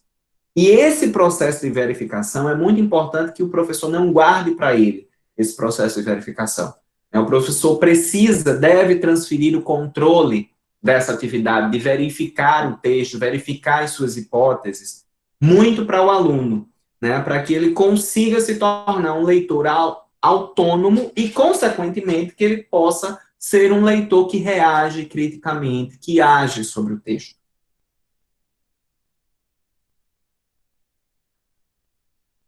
Enfim, né, outro texto, se a gente pensa aqui, últimas notícias, coronavírus, parará. A gente viu deixa eu tentar ver qual era. Aqui. Não, era na predição. Lá na predição, a gente viu isso aqui, né? O cabeçalho do texto, tá bom? Mas aí, mais à frente, depois de discutir o cabeçalho, aí eu dei mais um trechinho do texto, que é o título, né? Então, após ler o título, eu confirmei as hipóteses que eu tinha feito quando na minha predição, só com base no cabeçalho da página. O que o título acrescentou? Né? Que hipóteses, que novas hipóteses eu consigo formular? Ok? Aqui, né, quando eu dou o texto completo, com a imagem lá da Branca de Neve e da maçã, né, então, após ler o texto como um todo, eu pude confirmar as hipóteses iniciais. Então, vamos supor, o aluno disse que a leitura, que o texto era um conto de fadas, mas na verdade não era, né, era um anúncio publicitário. Né? Então, houve essa confirmação. E aí é muito importante, gente, que não seja um processo de certo ou errado. É um processo de confirmou, não confirmou, né? As hipóteses estavam certas, né? E aí por isso que também é muito importante que na predição e no conhecimento prévio você pergunte como o aluno chegou àquela resposta, né? Porque ele não pode ver essa imagem aqui e dizer que você vai trabalhar com um manual de instruções de como montar uma bicicleta, né? Aí, se ele disser isso, vou dizer bem diretamente, gente, ou ele tá de onda com sua cara, ou então ele tem problemas, tá bom? Então, nesse aspecto é importante você verificar também. Agora, se o aluno disse que provavelmente você ia apresentar para ele um texto do gênero conto de fadas, né, com essa imagem, não quer dizer que a hipótese dele não foi confirmada, mas não quer dizer que ele errou, certo? Pelo amor de Deus, não vá dizer isso para o menino, para não traumatizar a criança. Né? Então, quando a gente vê a receita, por exemplo, a gente leu a receita, a gente confirmou que as palavras eram com traço semântico alimento, a gente confirmou que tinha número, que tinha unidade de medida, a gente confirmou que a intenção, o objetivo era realmente listar o que eu preciso para fazer a receita. Modo de preparo, eu confirmei, eu vi que tem verbos dando instrução, né? E aí, quando a gente pensa nesses verbos na receita, eu pego carona para falar um pouquinho, bem rapidamente, sobre tópicos de análise linguística que podem ser trabalhados junto da leitura quando a gente está pensando numa receita. Não quer dizer que é só uma receita, não. Todo e qualquer gênero, quando eu estou trabalhando com a leitura, eu posso trabalhar com análise linguística e com produção textual, e dependendo do texto, com oralidade também, gente. Né? Eu não preciso isolar os eixos coatuam, certo? Então, pensando na receita culinária, eu tenho como dois tópicos linguísticos que vão aparecer nela, principalmente no modo de preparo, os verbos no modo imperativo e advérbios, né? Então, esses verbos que estão na receita? São verbos que estão fazendo o quê? Dando instrução, né? E eu espero, conhecendo o gênero receita, né, eu espero encontrar nele esse tipo de verbo, verbos que dão instrução, porque eu sei que o objetivo desse gênero é ensinar a preparar um determinado alimento. Aí eu pergunto para vocês, o aluno precisa decorar aquele velho conceito da gramática tradicional, que verbo é a palavra que indica ação, estado ou fenômeno da natureza, para compreender o porquê do modo imperativo ser utilizado na receita. Eu preciso escrever isso aqui para o aluno. Eu preciso saber de qual é salteado dessa definição. Essa definição vai ajudá-lo a saber a razão pela qual o verbo na receita é utilizado no modo imperativo? Não, né? A razão pela qual é no modo imperativo é porque essa forma do verbo é a forma de dar ordem, de dar instrução, de sugerir, e o objetivo do texto é dar instrução. Então, por isso que ele é usado assim.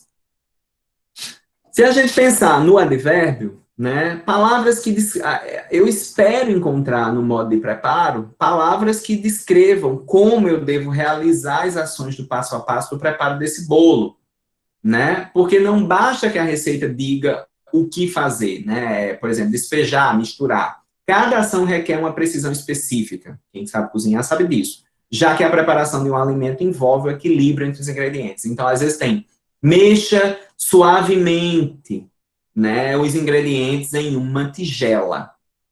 O advérbio suavemente, né, e aí a gente pensa, qual é o conceito da gramática tradicional para advérbio? É a palavra que modifica o verbo. O aluno precisa saber disso, que advérbio é a palavra que modifica o verbo. O que é que vale mais? Que o aluno saiba que advérbio é a palavra que modifica o verbo, ou que o aluno, dentro da leitura da receita culinária, lendo esse texto, ele perceba que essa palavra tem a função de me ajudar a saber como eu vou fazer isso aqui, esse processo, essa ação. Primeiro, se eu pensar também, né, em mexa suavemente os ingredientes em uma tigela, o advérbio suavemente não está modificando nada. Eu continuo precisando mexer, né? Ele está apenas descrevendo a forma como eu vou mexer. Então, é até meio incoerente pensar que advérbio é a palavra que modifica o verbo. Porque se o verbo é mexer, modificar para mim é dizer não mexa. Não é verdade? Logo, o aluno precisa compreender a função dos elementos e reconhecê-los por meio da interpretação do texto. Ele não precisa decorar as definições e os conceitos engessados da gramática tradicional. É importante que ele saiba? Ele pode saber os conceitos?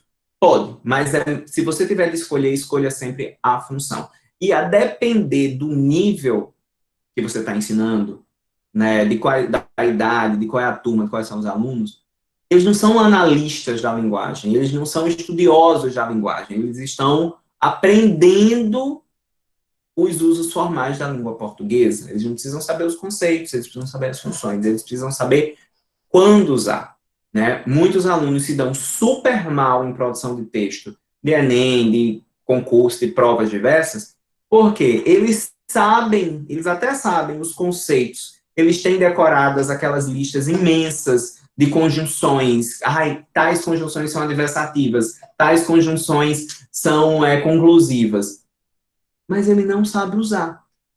Aí ele falha lá na competência do Enem, né, numa das competências da redação do Enem, que ele precisa usar uma diversidade do repertório linguístico, né, porque ele não sabe usar. Ele sabe o que é, ele até sabe na teoria para que serve, mas ele não sabe usar dentro do texto, ele decorou isoladamente. Tá bom? Finalizando, pontos chaves.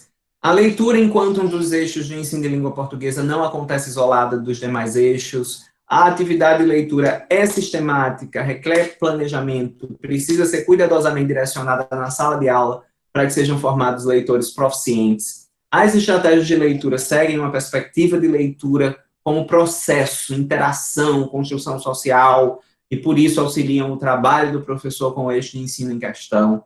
Vimos algumas estratégias, né, nessa aula. Objetivos de leitura predição, tempestade de ideias, brainstorming, conhecimento prévio, inferência, seleção de ideias, verificação.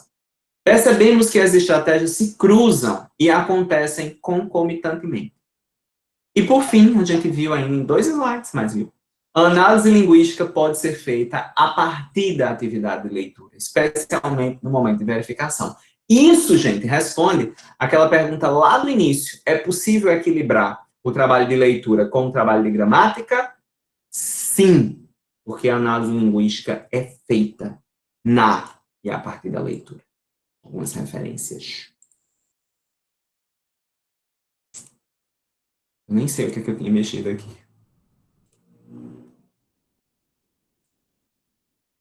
Ui! Sou todo ouvidos para vocês. Vocês colocaram pergunta aqui no chat, deve ter um monte de coisa, eu não estou nem conseguindo ver.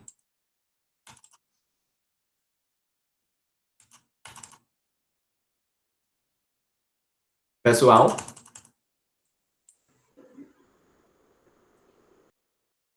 Tinha pergunta no chat?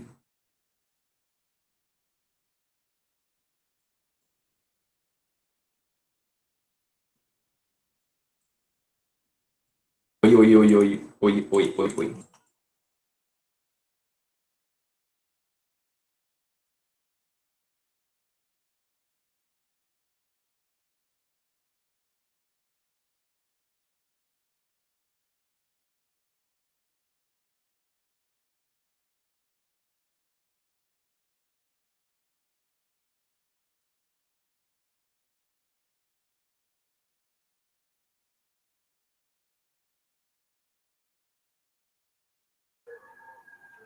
Professor? Estou ouvindo nada mais.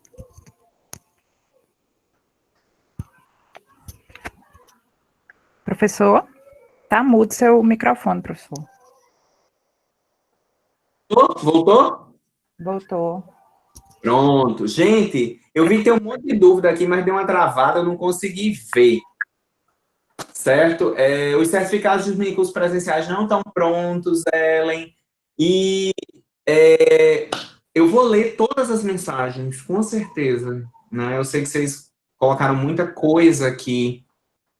E eu queria... Dúvidas. Vocês têm dúvidas? Não quer que eu ainda possa ajudar vocês? Sei que vocês devem ter colocado dúvidas no chat, mas está chegando aqui um monte de mensagem, eu não estou conseguindo acompanhar. Moacir, posso falar? Pode, por favor. É a Arilane. Oi, Arilane. 2 questões. Eu tenho, na verdade, uma dúvida e uma contribuição também. A contribuição vai girar em torno da questão das tecnologias para contribuir com essas questões das estratégias de leitura. Sei. Quando o senhor coloca a parte, né, das predições e tudo mais, que coloca o brainstorming, né?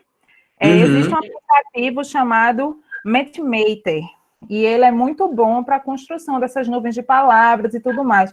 Por que eu estou falando da tecnologia? Porque a gente está inserido nesse universo, né? Sim, e como a gente trabalha com jovens, com crianças, né, é sempre algo a mais. E eu vejo que muitos professores relatam as dificuldades de usar tecnologias em salas de aula, como se toda a sua aula tivesse que ser em cima dessa questão das tecnologias, mas às vezes você pode usar apenas um único aplicativo e trazer aquela atenção do aluno naquele momento e conduzir sua aula de uma maneira normal, como você faria em qualquer outra situação.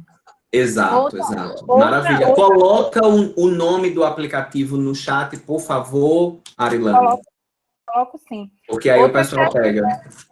Outra questão para que eu acho que o grande debate em torno de estratégias de leitura é de como trazer essa juventude, nessas crianças, para ter esse gosto pela leitura.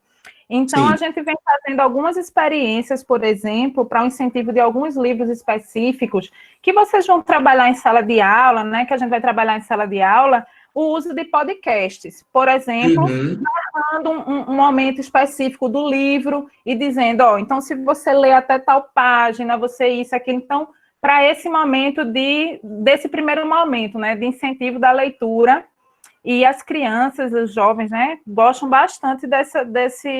desse processo também. Sim, maravilha. E também, só para, não terminando as contribuições, esse final é para as crianças, porque eu sou pedagoga, então eu também trabalho muito com criança pequena. E aí tem um aplicativo chamado Janela Mágica. Então, que vocês Janela também Mágica. podem... Coloca aqui também, hein? Coloca aqui também. Colocar. Que vocês podem também trabalhar com as crianças pequenas para mostrar que, nesse primeiro momento, trazer a criança para esse universo da leitura, né? Que às vezes as crianças estão tão acostumadas com computadores, com tudo isso. Então, pode ser um primeiro momento de atração também. Bem, e sobre a pergunta agora, né? A dúvida. Sei. Quais são os processos de correção, professor, que o senhor tem para sugerir? E aí eu pergunto não só de correção do ponto da leitura. Seja da leitura, seja da escrita. Vou pegar uns livros aqui. Sim. Certo. Por exemplo, agora mesmo, né? Meu filho de 6 anos, ele gosta muito de matemática. Então, quando a gente brinca muito dele ser meu professor de matemática e eu ser a professora dele de português. Como eu estava assistindo a aula, ele chegou aqui com um monte de conta para eu fazer. E não sei por que ele, no meio dessa história toda, escreveu a palavra Via Láctea. E aí escreveu errado, né? Escreveu errado. E aí, como eu estava assistindo a aula, eu não tive como problematizar com ele. Então, eu só fiz a correção entre parênteses embaixo. Né? E aí, eu queria saber, seja de leitura, de texto, quais são os métodos de correção que o senhor sugere? Era isso. Pensando nas palavras, assim, pegando o gancho no exemplo que você deu, é muito... Provavelmente essa palavra Via Láctea é uma palavra que ele não escreve muito, ou que foi uma das primeiras vezes que ele escreveu. É sempre bom você ter à mão um dicionário e incentivar que toda vez que ele produz alguma coisa, olha, filho, se você tem alguma dificuldade com alguma palavra que você está achando que essa palavra talvez não seja desse jeito, dá uma olhadinha no dicionário. Ou, às vezes, você já viu o texto dele e você percebeu que existem algumas palavras que não estão escritas corretamente. Você propõe, filho, tem umas palavrinhas aqui que tem uma letrinha que não está no lugar. Que tal a gente... O que é que você acha? Será que você consegue adivinhar qual palavra que está com algum problema? E aí ele vai listar algumas. E aí você pode... Bom, vamos dar uma olhada no dicionário para ver se são essas. Né? Porque você pode, de fato, fazer a correção imediata. Mas se você permite que ele reflita sobre aquilo ali e gere...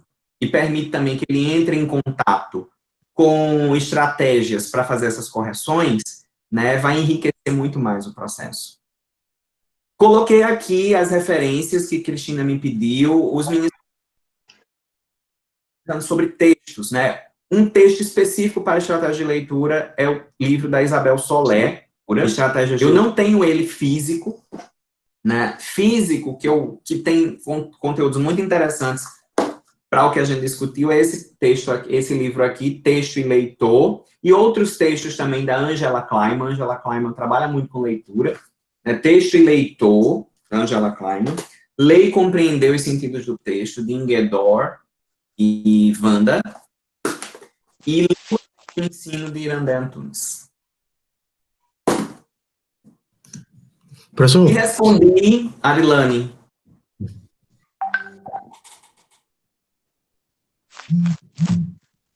Bruno? Oi. Eu estava esperando me responder, mas eu estou dando um testemunho, assim, né? Eu também fiz.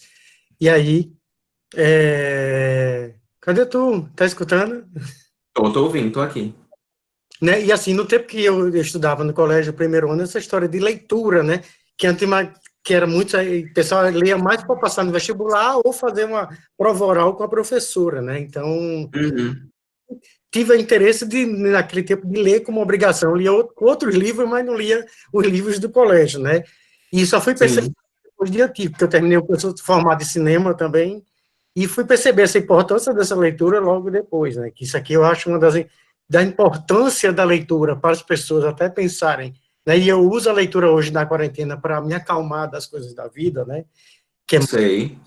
E aí eu só fui pensar depois, e eu acho que às vezes as escolas contratar uma pessoa que eu começar, ou no meu tempo também, falar que quadrinhos não era uma coisa que fosse para ler, tudinho, e hoje a gente sabe que a maioria das crianças, eu também lendo quadrinhos, ainda leio hoje, mas de falar, né, da importância da leitura e de interpretar, porque assim, tipo, eu também tenho dificuldade de interpretar, sabe?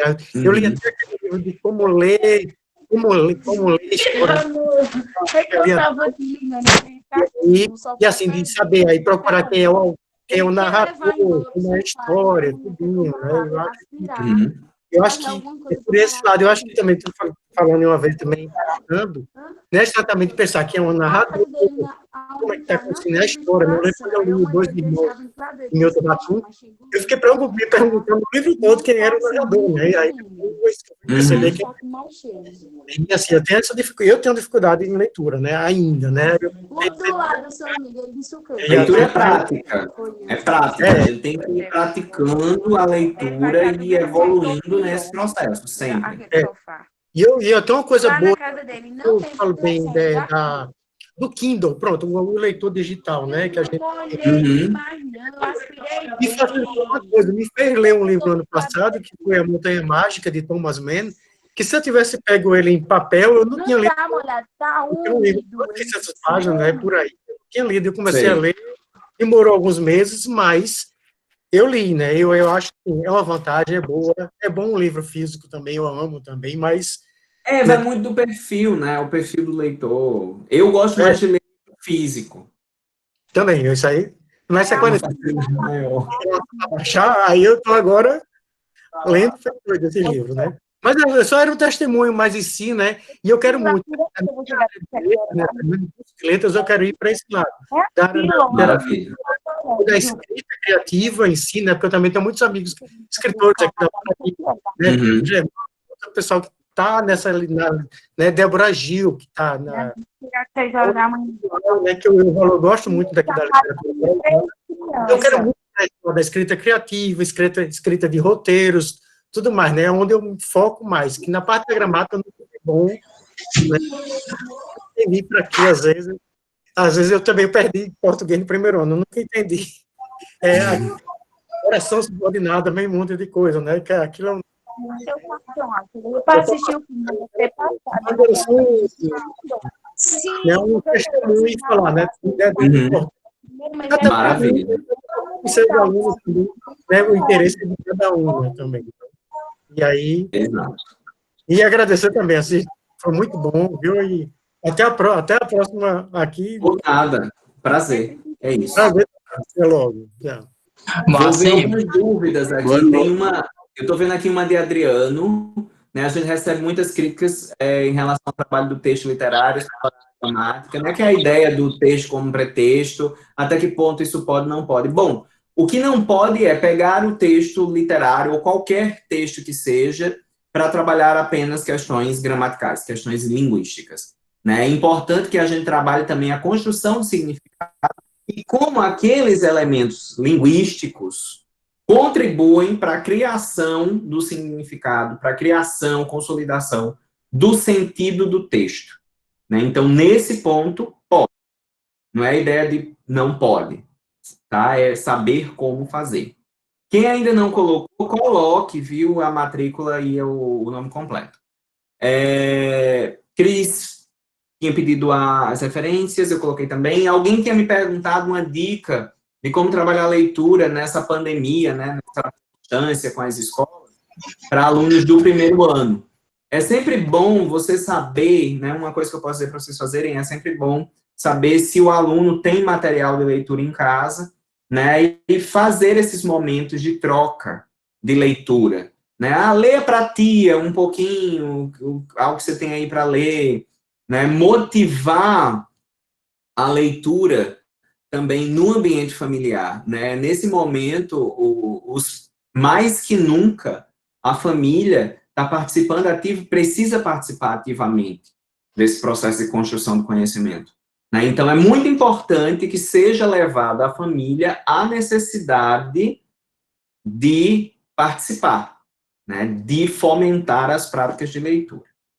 Professor, fala um pouquinho mais sobre a diferença entre interpretação e compreensão. Compreensão está no nível da superfície do texto, é o que está lá. É o aluno ver o que está no texto, conseguir saber o que cada palavra significa, o que aquelas palavras querem dizer dentro do texto. Interpretação é com base no que não está tão explícito, no que não está na superfície do texto. Exige uma leitura mais detalhada e exige que eu consiga interagir com o texto. Quando eu fico no nível da compreensão, eu estou decodificando, eu estou traduzindo as informações que já estão no texto. A interpretação é no momento em que mas o autor fez isso porque ele estava querendo dar essa indireta. O autor fez isso, né? O autor usou esse termo aqui porque ele queria deixar ambíguo para a gente não saber qual era a pessoa que fez tal coisa lá dentro do texto. Que mais? Alguém ia falar e eu interrompi, desculpa, porque senão eu ia perder. Professor. Oi. Eu queria falar mais em relação a uma dificuldade de formar novos leitores. Porque, assim, quando a gente olha uns 2, 4 anos atrás, existia um boom na literatura nacional, que foi os livros dos booktubers e dos youtubers. E com isso,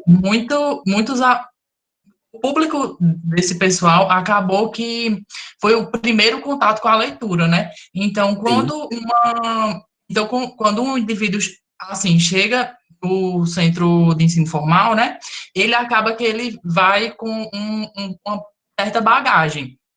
Sim. E se a gente consegue trabalhar aquelas leituras que são mais, como posso dizer, são mais requeridas, né, por exemplo, uma literatura nacional, uma literatura estrangeira, que é de suma importância, concomitante com essa literatura contemporânea, é muito enriquecedor. E também é um desafio. Por quê? Porque esses livros de literatura contemporânea que eu me referido, né, que eram dos youtubers, eles trazem uma linguagem que é uma linguagem superficial e é uma linguagem muito simples. E o que justifica do público acabar a ser atraído, né? Então, seria mais isso que eu gostaria de falar. Eu queria saber de você mais como é que a gente consegue trabalhar essa forma de um leitor, ele já vir com um comportamento de leitor em relação a gêneros, livros e tudo mais, e como é que a gente consegue introduzir essas formas de literatura, por exemplo, do cânone, ou de literatura nacional contemporânea, e o que já foi passado e continua existindo. Olha, é bem interessante isso, viu? Porque, veja, primeiro, a gente não deve, né, desprezar as práticas de leitura que o nosso aluno tem. Às vezes a gente fica dizendo, mas esse menino, ele chegou aqui na sala e só quer ler Paulo Coelho. Ok, a gente sabe que existe uma literatura, né, que coloca Paulo Coelho fora da literatura, fora do cânone, né? Muito embora seja um vendedor, um best-seller, né? Porém, se a pessoa lê Paulo Coelho, é melhor ela não estar lendo nada, não é verdade? Ela está já em contato com aquela prática. Uma outra questão muito importante que a gente precisa ter em mente é, eu preciso que o meu aluno leia Machado de Assis. Como é que a pessoa vai passar pela escola e não vai ler uma obra de Machado de Assis? Aí tome, Dom Casmurro aqui, leia Dom Casmurro. Aquela criatura nunca leu nada, gente. Então, como é que eu vou começar com um livro? Né? Então, pensar também no tamanho. Às vezes parece besteira a gente pensar no tamanho do livro, né? Parece coisa de criança, olhando em que página vai terminar, mas é importante pensar também que a construção do leitor precisa levar em conta o tamanho do texto que está sendo lido, né? O tamanho do texto para o leitor.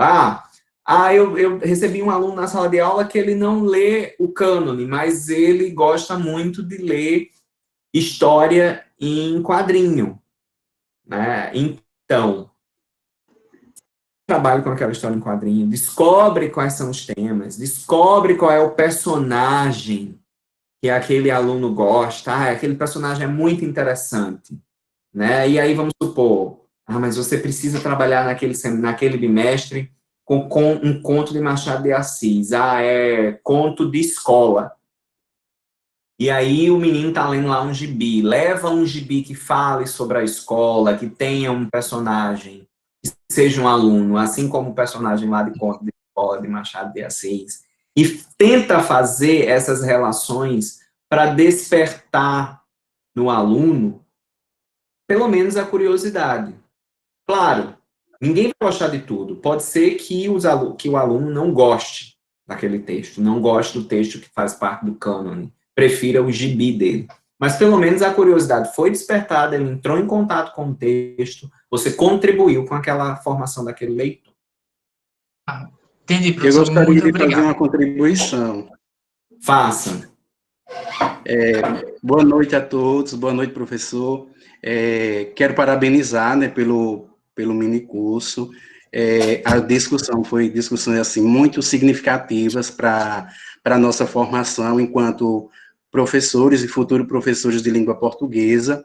Eu sou formado pela UEPB, sou formado em língua espanhola, e desde a minha formação eu pratico já, né, sou professor e trabalho com língua portuguesa, né, trabalho com língua portuguesa e estou em busca da minha segunda licenciatura para formalizar essa minha prática com a língua portuguesa. E eu acho interessante quando o senhor falou aí para a gente ter cuidado no planejamento, então tem que planejar as aulas de leitura, tem que utilizar todas essas estratégias, né, para a gente conseguir despertar o interesse do aluno com relação à compreensão, com relação à interpretação, e é muito interessante quando se trabalha com esse eixo, né, esse eixo norteador que é a leitura, e na perspectiva dessa, que é a qual o senhor discutiu aí, e não deixar de lado as questões de literatura, porque a gente sabe que quem é professor de português,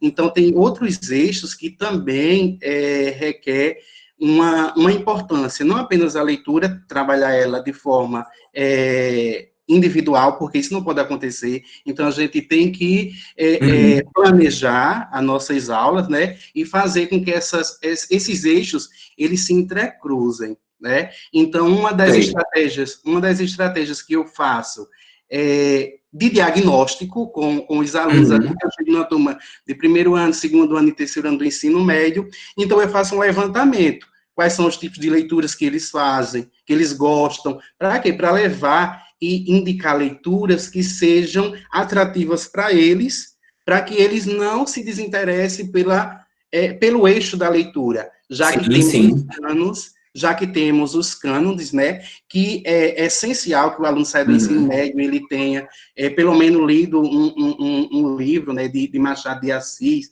e tal, mas também levar outros tipos de literatura, outros tipos de leitura. Por exemplo, teve uma disciplina que trabalhou com o livro Fim, né, de Fernanda Torres, que é uma literatura marginalizada e que também requer um espaço, né, dentro da aula de língua portuguesa.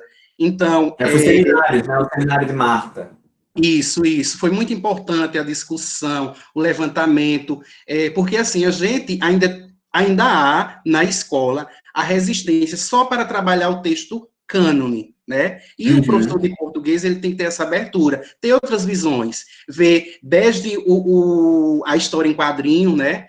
Desde a história em quadrinho, que os alunos se interessam, a charge, o cartoon, outros gêneros que façam com que o aluno ele se motive, né, a desenvolver esse hábito, né, desse processo, que é o processo de leitura. Assim como a escrita deve ser vista como processo, a leitura também tem essa significação, que é como processo. Não é de imediato que a gente sabe a realidade das escolas públicas, né? A gente lê aí várias discussões, vários trabalhos, várias dissertações, teses de doutorado, que mostra essa resistência do aluno ler, do aluno leitor, de fazer com que o aluno se transforme em um ser crítico, pensante, sim. leitor, né, e que ele consiga desenvolver a escrita, desenvolver a oralidade, desenvolver aí, por meio do ensino, o processo de análise linguística.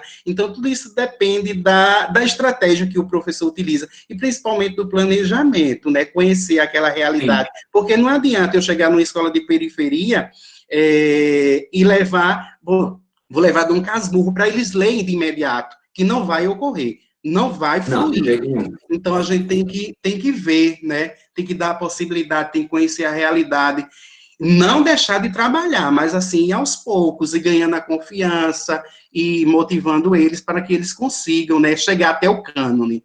Então, essa é a minha contribuição. E além dessa contribuição, eu sou mestre em formação de professores pela UEPB, e gostaria de deixar como contribuição a minha dissertação, que foi com práticas de compreensão leitora, no ensino médio, o leitor sentindo o texto. O título, Josimar, aqui também, porque o chat vai ficar para o pessoal. Porque, assim, como eu tenho já uma experiência de 10 anos ensinando português, então, nessa dissertação, eu trago um material didático, que é um módulo, eu trago a sequência didática, e trago um módulo didático que trabalha com gêneros quadrinescos, e trabalhando as estratégias de leitura, que é um texto muito interessante, e eu convido vocês a conhecerem, né, os meus colegas aí do curso, a conhecerem e a ler um pouco essa dissertação, que vai ampliar mais a leitura de forma prática, né?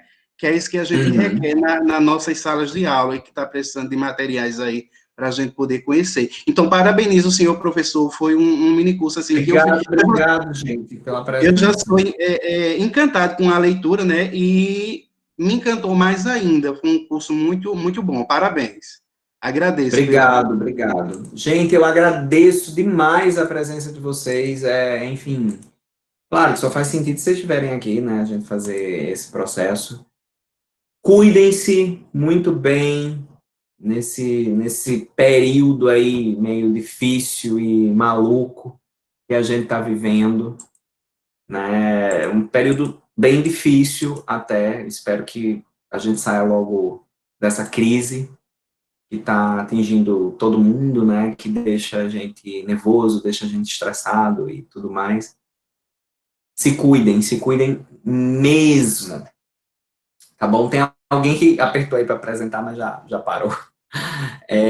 Eu vou parar de gravar agora, né, e finalizando agora o nosso mini curso. Espero encontrá-los em breve.